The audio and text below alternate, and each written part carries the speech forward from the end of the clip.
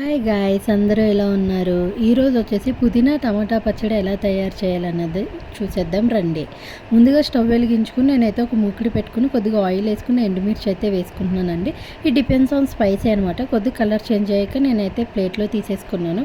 అదే మూకిడిలో నేనైతే పుదీనా వేసుకున్నాను. పుదీనా కొద్దిగా మగ్గిన తర్వాత అదే ప్లేట్లోకి అయితే తీసేసుకుంటున్నాను. కొద్దిగా ఆయిల్ తక్కువైందని చెప్పి ఆయిల్ వేసాను అనమాట. వేసిన తర్వాత టొమాటో అయితే వేస్తున్నాను. టొమాటో లైట్గా మగ్గిన తర్వాత నేనైతే ధనియాలు అయితే వేస్తున్నాను. కొద్దిగా ధనియాలు కూడా కొద్దిగా కలర్ చేంజ్ అయ్యాక అదే ప్లేట్లో అయితే తీసేసుకుంటున్నాను.